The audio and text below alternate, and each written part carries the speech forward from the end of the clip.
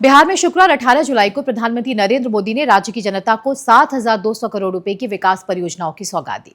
अब जाहिर है, चुनाव से ठीक पहले बिहार की जनता के लिए योजनाओं का पिटारा खोलने का मतलब लालू यादव और उनके बेटे तेजस्वी यादव की बौखलाहट और छटपटाहट और बढ़ेगी। बस क्या था, इसी बौखलाहट में पिता पुत्र की जोड़ी ने एक के बाद एक पीएम मोदी की इस यात्रा पर कई ट्वीट्स कर डाले। सबसे पहले आरजेडी सुप्रीमो लालू प्रसाद यादव का ये ट्वीट देखिए, जिसमें वे लिखते हैं कि झूठ बोलने आज बिहार आ रहे हैं प्रधानमंत्री मोदी। क्या आप झूठ सुनना पसंद करेंगे? गुरुत्वाकर्षण बल वस्तु को जमीन की ओर खींचता है, चुनावाकर्षण बल व्यक्ति को बिहार की ओर खींचता है। अब बताइए, बिहार के जंगल राज का सच बताने वाले, बिहार को लूटकर उसे बीमारू राज्य की श्रेणी में लाने वालों की कोई सच्चाई बताने पहुंचे तो वो झूठा बन जाए। वैसे लालू जी जिस झूठ शब्द का इस्तेमाल कर बार बार आप प्रधानमंत्री मोदी पर तंज कर रहे हैं, वो बिहार का वैसा भयावह सच है जिसे बिहार की जनता बखूबी जानती है। साथ ही जिस चुनावाकर्षण बल की आप बात कर रहे हैं, इसी चुनावाकर्षण ने तो आप में भी दोबारा से ताकत और चुनाव के लिए जोश भर दिया है। व्हीलचेयर से खड़े नहीं होने वाली स्थिति में भी आप 13वीं बार पार्टी के अध्यक्ष बने हैं। चुनाव में एक्टिव दिख रहे हैं तो कुछ ना कुछ आकर्षण तो होता ही है चुनाव में, इससे तो आप इनकार नहीं कर सकते हैं। खैर, अब बात लालू जी के बेटे तेजस्वी यादव की। आरजेडी नेता तेजस्वी यादव ने भी जिस तरह से प्रधानमंत्री मोदी की रैली को लेकर एक के बाद एक कई ट्वीट्स किए हैं, उसे देखकर ये कहना पड़ेगा कि तेजस्वी यादव ने चुनावी रैली से ज्यादा फोकस प्रधानमंत्री मोदी पर तंज करने को लेकर किए हैं। तेजस्वी यादव ने अपने ट्वीट में लिखा, प्रधानमंत्री जी वादानुसार बिहार में एक चीनी मिल तक नहीं खुलवा सके, बाकी उद्योगों की तो अपेक्षा ही बेकार है। सब कुछ तो प्रधानमंत्री जी गुजरात ले गए, बिहार को तो सिर्फ जुमले देने आते हैं। हम आगे कुछ कहें उससे पहले तेजस्वी यादव जी, एक सवाल पूछना तो बनता है कि क्या बिहार की भैंसों का चारा भी प्रधानमंत्री मोदी ही ले गए क्या? आप कह रहे हैं कि सब कुछ पीएम ले गए, तो क्या आपने कभी अपने पिता के कार्यकाल के समय में बिहार में चीनी मिलों की क्या स्थिति थी ये जानने की कोशिश की? क्योंकि सिर्फ आपके माता पिता के सीएम रहते ही बिहार में 7 चीनी मिलें बंद हुई थी। जी हां, और सुनिए, बिहार में आरजेडी कांग्रेस के शासनकाल यानी 1985 से 2005 तक के 20 वर्षों में उत्तर बिहार की कई चीनी मिलें एक एक कर बंद हुई थी।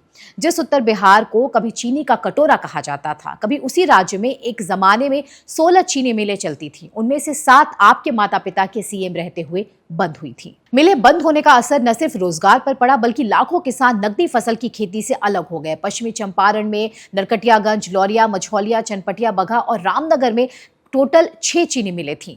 चनपटिया चीनी मिल वर्ष 1994 से बंद है। मधुबनी की लोहर चीनी मिल भी जंगल राज के दहशत के दौर में 1996 में बंद हो गई थी, जो आज तक बंद है।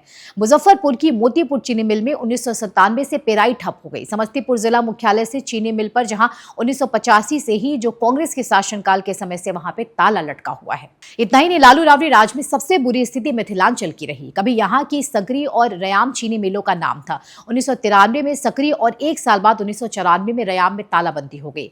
क्या तेजस्वी यादव नहीं जानते उस समय बिहार में किसकी सरकार थी, राज्य का मुख्यमंत्री कौन था? क्या तेजस्वी यादव इस सवाल का जवाब दे पाएंगे कि चीनी मिल क्यों बंद हुई? मिल मालिक से रंगदारी कौन वसूलता था? क्यों नहीं लालू राज में इसे शुरू करवाने का कोई उपाय हुआ? आप खुद भी तो राज्य के डिप्टी सीएम रह चुके थे, क्यों नहीं आपने चीनी मिल खुलवाने के लिए कुछ किया? आज लालू यादव और तेजस्वी यादव जिस तरह से बिहार में बंद हुए उद्योग धंधों पर सवाल उठा रहे हैं, चीनी मिलों पर सवाल उठा रहे हैं, क्या वे भूल गए कि सारण जिले के मरौड़ा स्थित मॉर्टन चॉकलेट फैक्ट्री में किसकी सरकार के दौरान ताला किसने और क्यों लगाया था?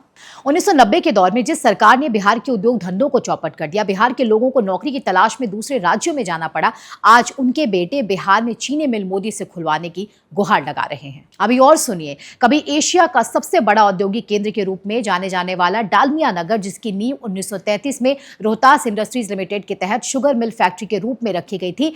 रामकृष्ण डालमिया ने यहाँ सीमेंट, पेपर, केमिकल, साबुन, डालडा सहित कई फैक्ट्रियों की शुरुआत की थी, जो बंद हो गई, जिसे बिहार की कानून व्यवस्था, नक्सली आंदोलन, जातिगत हिंसा और रंगदारी जैसे कारण शामिल थे, जिसकी वजह से ये तमाम उद्योग धंधे चौपट हो गए। वैसे आज चुनाव आते ही जिन्हें चीनी मिल याद आ रहा है, बिहार की बंद कारखाने और उद्योग धंधे याद आ रहे हैं, वे चारा घोटाला और नौकरी के बदले जमीन घोटाला भूल गए क्या, जिनमें भैंसों का चारा तक इन लोगों ने नहीं छोड़ा था? इसे लेकर आपकी क्या राय है? आपको हमारे वीडियोस कैसे लगते हैं, कमेंट करके जरूर बताएं। इसके अलावा अगर आपने अब तक हमारा यूट्यूब चैनल सब्सक्राइब नहीं किया है तो जरूर करें। धन्यवाद।